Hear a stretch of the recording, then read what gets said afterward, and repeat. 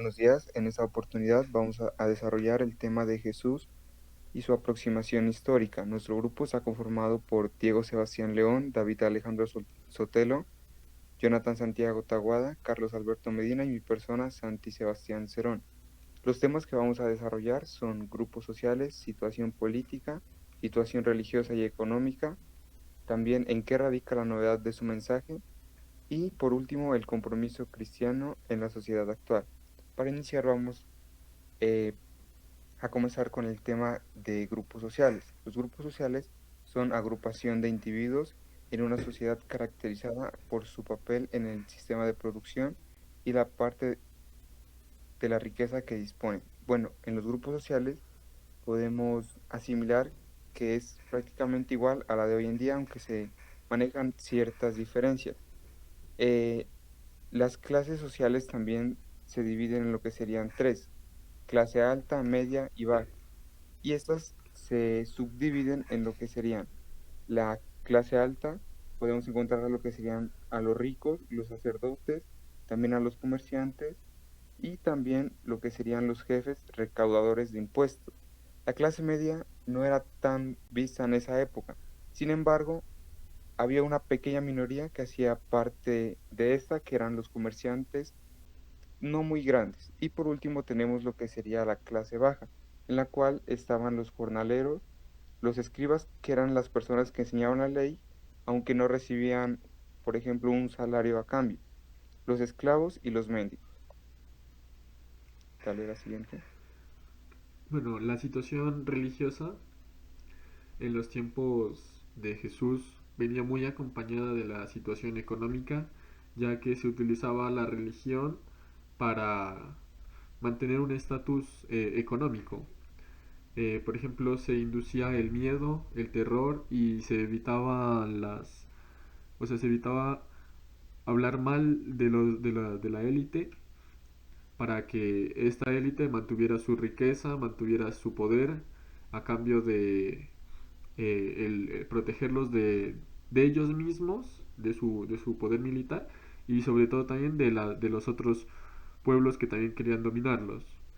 Tenía un control masivo sobre estas ciudades pequeñas, lo cual les hacía generar una polaridad de gente rica y de gente pobre, muy pobre. Entonces los campesinos eran demasiado pobres ya que lo único que tenían era para producir sus propios alimentos. Mientras tanto en las ciudades se acumulaban gente rica como lo era César Augusto y Tiberio, quienes controlaban todo el sector político y militar.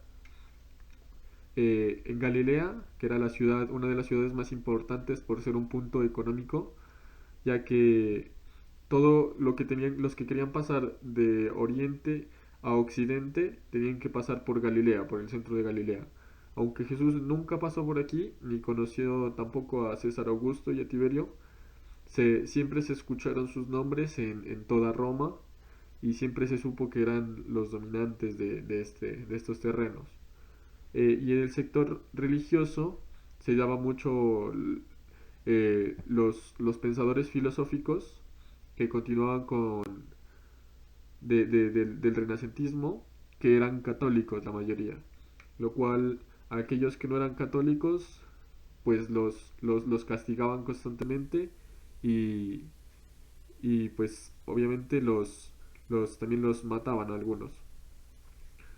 Aplicaban valores católicos o sea, pues después de lo que pasó con Jesús, aplicaron los valores católicos, pero también tenían principios del humanismo. Entonces, la siguiente situación política.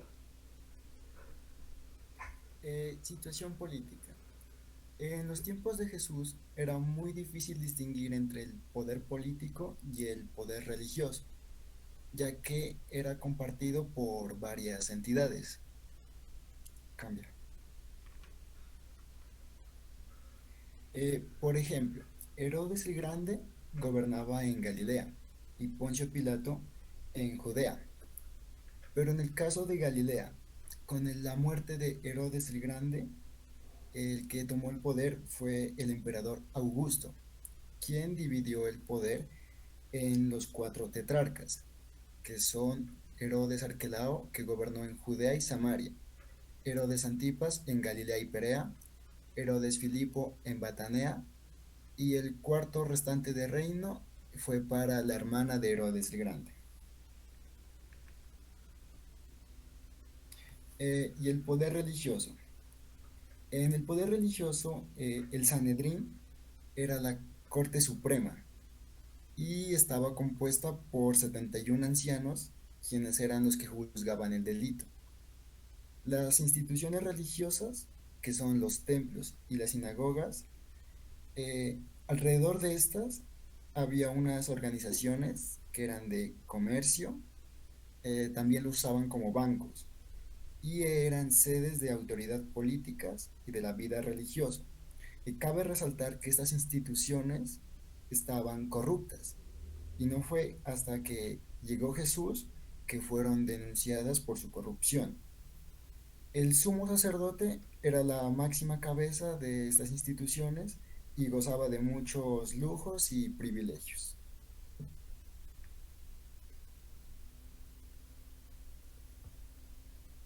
Bueno, el mensaje de Jesús, bueno, Jesús a la hora de predicar siempre daba una forma de dar sus mensajes. Él siempre radicó un mensaje que era a vivir su experiencia de un Dios Padre, un Dios amigo y un Dios humano. En su mensaje él habla de cómo entra al reino de Dios. Cambia por favor. Bueno, Dios Padre, él busca la manera de cómo entrar al reino de Dios. A diferencia de los profetas hablan de que Dios va a volver. Mientras que Jesús dice, si tú haces las cosas bien, eh, tú podrás entrar al reino de Dios. Jesús busca asociar a Dios no tanto a la religión, sino a la vida. ¿Por qué no la religión? Porque la religión solo se busca en decir tú haz las cosas bien y listo. En cambio que Dios busca que el ser humano sea feliz, busca la manera de estar contento con sí mismo.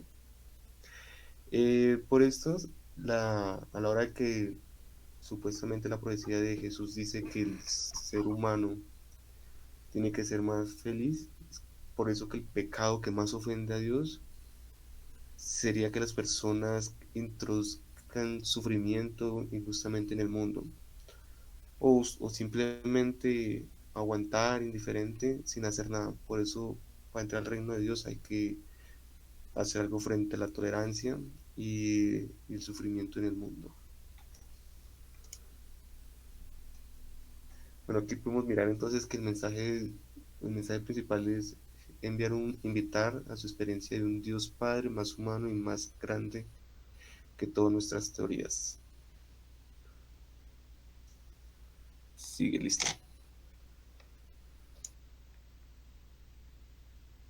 Bueno, el compromiso cristiano actual sería aprender a vivir el cristianismo, que sea un estilo de vida, que deje de ser la religión, como se dijo antes, y comience a ser la manera en que vamos a vivir, porque el cristianismo no tiene ni época, ni apropiación, ni lugar. Podemos implementarlo y siempre va a ser oportuno para vivir. La idea es cumplir con el objetivo de Jesús, o sea, llegar al reino de Dios, traer el reino de Dios, vivirlo y buscarlo siendo más humanos. Eh, Algo que se decía, o sea, que decía Jesús, era que no se puede servir a Dios y al dinero.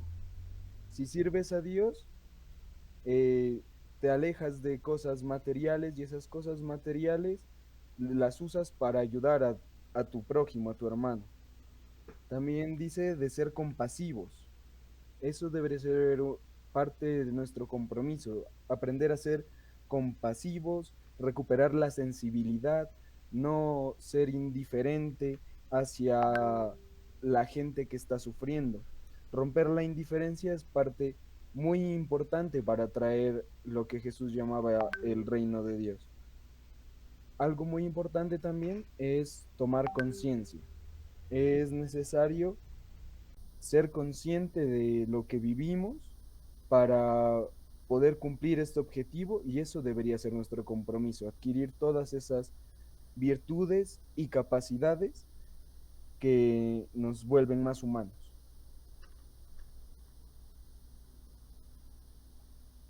Conclusiones. Como conclusiones tenemos que Jesús vino en un momento en que la Roma dominadora ha absorbido a la civilización griega en una magna de síntesis cultural. No es posible escribir una bibliografía de Jesús en contextos actuales. La corrupción dominaba todos los sectores sociales.